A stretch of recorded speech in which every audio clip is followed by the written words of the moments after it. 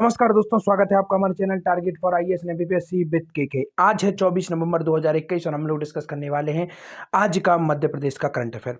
काफ़ी कुछ important current affair आज के इस मध्य प्रदेश के करंट अफेयर में हम लोग डिस्कस करेंगे। जैसे कि आप यहाँ पर देख रहे हैं, यह एक पातालपानी रेलवे स्टेशन है जिसका नाम परिवर्तित कर दिया गया है। जैसा कि आपको मालूम है, हबीबगंज जो रेलवे स्टेशन था उसका नाम रानी कमलापति कर दिया गया है और यह देश का ऐसा पहला रेलवे स्टेशन है जो कि पीपीटी मॉडल पर बना है। पीपीटी अर्थात प्राइवेट पब्लिक पार्टनरशिप के जो मॉडल होता है उसके आधार पर इसे डेवलप किया गया है। इसके साथ ही साथ आज के इस करंट अफेयर में second very very important question हम यहां पर डिस्कस करेंगे। मत्स्य उत्पादन के क्षेत्र में मध्य प्रदेश के किस जिले को देश में मिला प्रथम स्थान। दोस्तों, जब भी इस तरीके के क्वेश्चन आते हैं, कोई भी मध्य प्रदेश का ऐसा इंसिडेंट जिसे देश में प्रथम स्थान प्राप्त होता है, प्रथम, द्वितीय या फिर तृतीय, और प्रथम तो सबसे अधिक इंपॉर्टेंट है, जब भी प्रथम स्थान मिलता है तो this is very very important types of question. और इस तरीके के जो क्वेश्चन होते हैं उन्हें हमें फुल्ली तरीके से फोकस्ड करना होता है। तो उसके अंतर्गत हम देखेंगे कि मध्य प्रदेश का ऐसा कौन सा जिला है जिसे प्रथम स्थान मिला है भारत देश में मत्स्य उत्पादन के क्षेत्र में। इसके साथ ही साथ दोस्तों, आपको मालूम था अभी हाल ही में जो जितने भी काफ़ी अधिक इंपॉर्टेंट जो अवार्ड मिला था, जैसे कि इंदौर को, तो वो भी हमने अभी काफ़ी डीपली तरीके से डिस्कस किया था। जो लोगों ने अगर उसको वीडियो को नहीं देखा है उसको आप जरूर देख लीजिए। इसके साथ ही साथ इस लेक्चर की जो पीडीएफ है वो आपको टेलीग्राम चैनल पर मिल जाएगी, जिसकी लिंक डिस्क्रिप्शन में है। और टेलीग्राम चैनल पर आपको दोस्तों लगभग 2 वर्ष के current affair day by day के हिसाब से फ्री ऑफ कॉस्ट पीडीएफ वहां पर उपलब्ध हो जाएंगे। चलिए शुरू करते हैं हमारा आज का करंट अफेयर का क्वेश्चन। पातालपानी रेलवे स्टेशन का नया नाम क्या होगा? This is very very important. तो दोस्तों, जो पातालपानी रेलवे स्टेशन है इसका नया नाम क्या होगा? आपका ऑप्शन नंबर 1 है तात्या मामा रेलवे स्टेशन, ऑप्शन नंबर 2 है रानी कमलापति रेलवे स्टेशन, संग्राम सिंह रेलवे स्टेशन, या फिर इनमें से कोई नहीं। इसका राइट आंसर क्या है? ऑप्शन नंबर 1 तात्या मामा रेलवे स्टेशन। दोस्तों, काफी महत्वपूर्ण पर्सनालिटी थे, आदिवासी पर्सनालिटी थे और इन्हें भगवान का दर्जा भी दिया जाता है आदिवासी समाज में। और अंग्रेजों के खिलाफ इन्होंने काफी जोरों शोरों से लड़ाई की थी और जो जल जंगल और जमीन थी उसके लिए इन्होंने लड़ाई की थी। काफी अधिक इंपॉर्टेंट है। तो तात्या मामा के नाम पर नाम रखा जाएगा पातालपानी रेलवे स्टेशन का। दोस्तों, मध्य प्रदेश में रेलवे से संबंधित कुछ इंपॉर्टेंट फैक्ट आपको बता देना चाहूंगा। मध्य प्रदेश की प्रथम रेल कब चलाई गई थी? दोस्तों, मध्य प्रदेश में 1867 में मध्य प्रदेश में प्रथम रेल चलाई गई थी। कहां से कहां तक? दोस्तों, मध्य प्रदेश की संस्कार राजधानी जबलपुर से प्रयागराज, जिसे पहले हम लोग इलाहाबाद के नाम से जानते थे, तो इसको याद रखना है। फिर इसके बाद जो दूसरी रेल है वह मध्य प्रदेश में कहां स्टेब्लिश की गई थी? दूसरी रेल मध्य प्रदेश में स्टेब्लिश की गई थी दोस्तों 1800 ये देखिए 95 में जो शिवपुरी वाली लाइन है उसको डेवलप किया गया था सिंधिया राजा द्वारा। तो इसको भी हमें याद रखना है, काफी अधिक इंपॉर्टेंट है रेलवे से संबंधित। और मध्य प्रदेश में प्रथम हवाई यात्रा कहां से कहां तक शुरुआत की गई थी?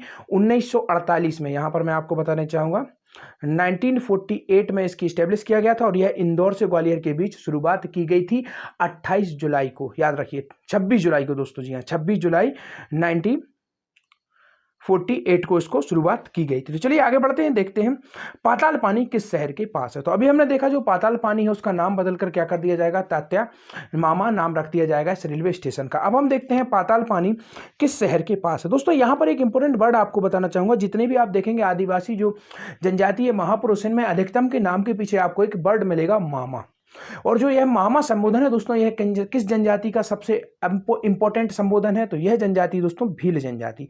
जरूर याद रखिए दोस्तों, क्वेश्चन आपसे पूछा जा सकता है इस तरीके का कि जो मामा संबोधन है वह किस जनजाति से संबंधित है? तो this is relative with the Bhil जनजाति। तो चलिए आगे बढ़ते हैं। पातालपानी किस शहर के पास है? तो आपका ऑप्शन नंबर 1 इंदौर, जबलपुर, उज्जैन या फिर छिंदवाड़ा। इसका राइट आंसर है दोस्तों ऑप्शन नंबर 1 इंदौर। अब आपको कंफ्यूजन नहीं होना है, एक है पातालपानी और एक है पाताल कोट। याद रखिए दोनों में काफी कुछ अंतर है, क्योंकि पातालकोट कहां पर है? छिंदवाड़ा में है।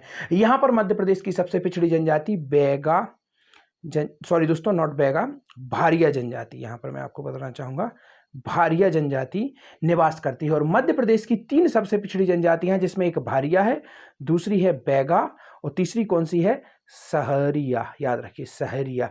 और सहरिया जनजाति दोस्तों भूमिहीन जनजाति होती है, इसके पास किसी भी प्रकार की भूमि नहीं होती है, यह स्पेशली मजदूरी और विभिन्न प्रकार के व्यवसायों में रिलेटिव होती है।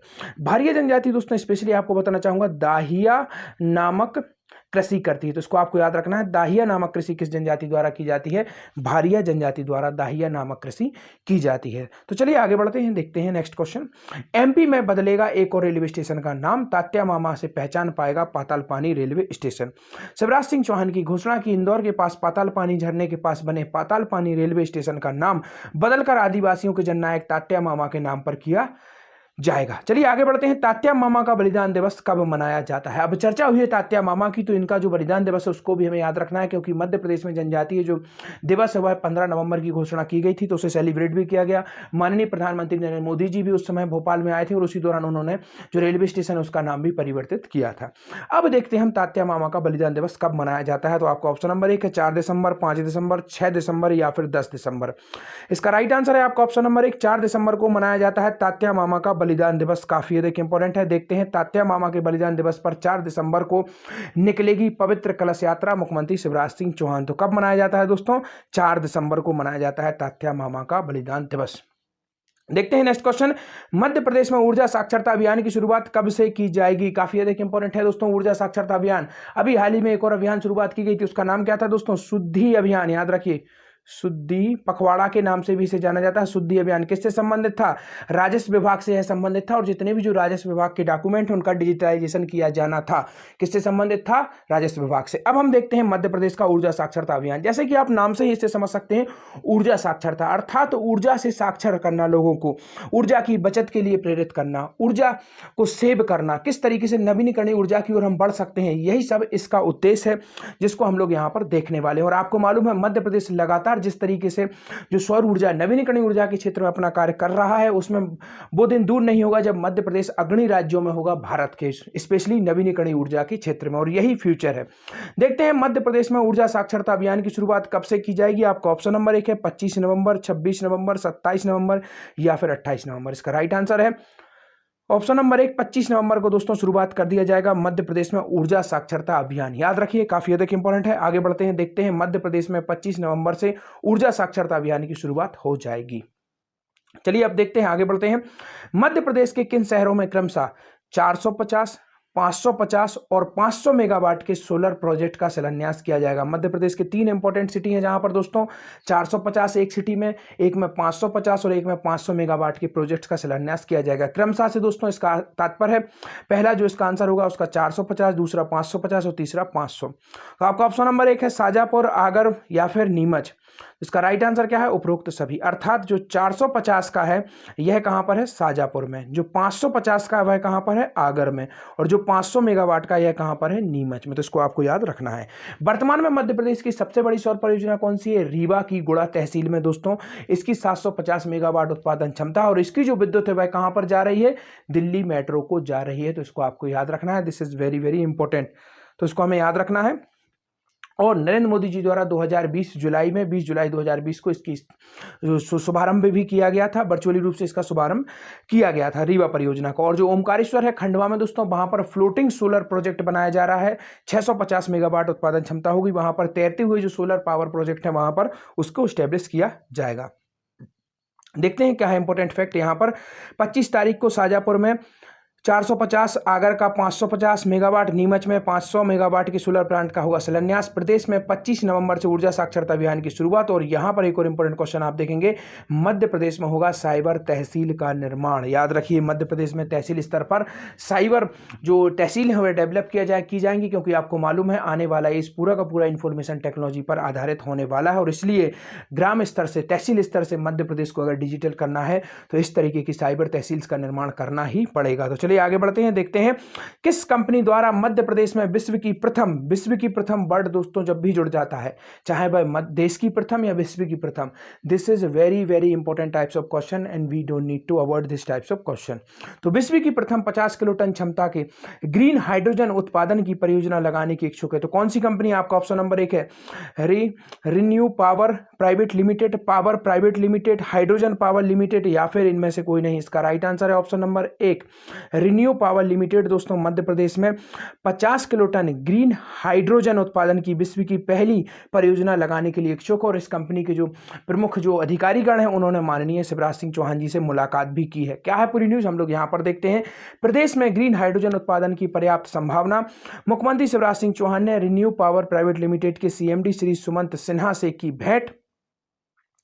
शिवराज सिंह चौहान ने रिन्यू पावर लिमिटेड के जो सीएमडी थे उनसे भेंट की, निवास पर और ग्रीन हाइड्रोजन उत्पादन की संभावना पर चर्चा की। कंपनी मध्य प्रदेश में 50 किलो टन क्षमता की ग्रीन हाइड्रोजन उत्पादन की परियोजना लगाने की इच्छुक है, जो विश्व में इस क्षमता का प्रथम परियोजना होगी। श्री सिन्हा ने कहा कि ग्रीन एनर्जी से बनने वाली ग्रीन हाइड्रोजन पर्यावरण संरक्षण की दृष्टि से बहुत उपयोगी होगी और मध्य प्रदेश में उपलब्ध भरपूर सोलर एवं विंड एनर्जी को देखते हुए प्रदेश में ग्रीन हाइड्रोजन उत्पादन की पर्याप्त संभावना है। रिन्यू पावर प्रस्तावित योजना 18,000 करोड़ रुपए के निवेश करने के लिए तैयार है। तो आप समझ सकते हैं दोस्तों कितना बड़ा निवेश मध्य प्रदेश को प्राप्त होगा इस योजना के अंतर्गत। चलिए देखते हैं हमारा आज का एक और इंपॉर्टेंट क्वेश्चन, मत्स्य उत्पादन के क्षेत्र में मध्य प्रदेश के किस जिले को देश में मिला प्रथम स्थान? काफी अधिक इंपॉर्टेंट है। तो आपका ऑप्शन नंबर 1 है बालाघाट को, खरगोन को, भिंड को या फिर ग्वालियर को। इसका right answer option number 1 Balaghat को मिला है दोस्तों प्रथम स्थान मत्स्य उत्पादन के क्षेत्र में। चलिए आगे बढ़ते हैं। मत्स्य उत्पादन के क्षेत्र में बालाघाट को देश में मिला प्रथम स्थान, मंत्री सिलावट ने दी अधिकारी कर्मचारियों को बधाई। काफी अधिक इंपॉर्टेंट था दोस्तों मत्स्य उत्पादन। इसके साथ ही साथ मैं आपको बताना चाहूंगा और कौन कौन से उत्पादन है और कहां कहां पर मध्य प्रदेश में केंद्रित है।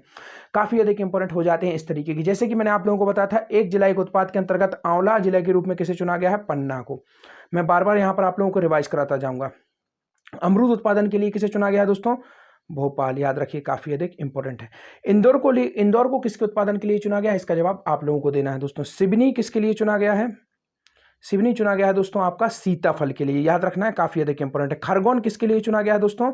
मिर्च के लिए, याद रखिए। और छतरपुर दोस्तों, छतरपुर चुना गया है दोस्तों लकड़ी का जितना भी काम होता है उसके लिए, और साथ ही साथ दोस्तों पान के लिए, पान जैसे हम लोग खाते हैं उसके लिए दोस्तों इसके लिए चुना गया। किसको? छतरपुर को चुना गया है पान उत्पादन के लिए एक जिला एक उत्पाद के अंतर्गत। दोस्तों जो मध्य प्रदेश को जो 2018 में कड़कनाथ मुर्गे के लिए जीआई टैग मिला था, और कड़कनाथ मुर्गे की ही एक जिला एक उत्पाद के अंतर्गत किस जिले के लिए चुना गया है? झाबुआ। और झाबुआ को ही जीआई टैग मिल रखा है इसके लिए। और दोस्तों लकड़ी के खिलौने के लिए किस जिले को चुना गया है? सीहोर, याद रखिए, सीहोर के लिए चुना गया है। और दोस्तों यहां पर एक और इंपॉर्टेंट फैक्ट आपको बताना चाहूंगा, जो चमड़े के खिलौने हैं उसके लिए जीआई टैग किसे मिला है? इंदौर को। चमड़े के खिलौने के लिए जीआई टैग किसे मिल रखा है? इंदौर को। और सेब के लिए रतलाम को मिला है। तो इसको आपको याद रखना है, काफी अधिक इंपॉर्टेंट है। देखते हैं स्वच्छता के बाद, स्वच्छता से दोस्तों यहां पर तात्पर्य है मध्य प्रदेश का जो इंदौर है उसको लगातार 5 बार स्वच्छता सर्वेक्षण में नंबर 1 अवार्ड मिल चुका है। प्रथम बार कब मिला था? 2017 में मिला था। 2017 से लगातार आप देख सकते हैं अभी तक मध्य प्रदेश को 5 बार लगातार मिल चुका है। इसके साथ ही साथ मैं आपको बताना चाहूंगा जो एक और इंपॉर्टेंट है मातृ वंदना योजना दोस्तों, इसके क्रियान्वयन में भी मध्य प्रदेश ने 2 बार लगातार टॉप किया है भारत में। इसके साथ ही साथ मैंने पूरी योजनाओं की एक वीडियो भी बना के रखी है, चाहे तो आप उसे देख सकते हैं, जिसमें मैंने आप लोगों को पूरी इंफॉर्मेशन दी थी कि कौन कौन सी योजना में मध्य प्रदेश रहा है टॉप पर। चलिए देखते हैं यहां पर किस तरीके से मध्य प्रदेश को मिला है प्रथम स्थान।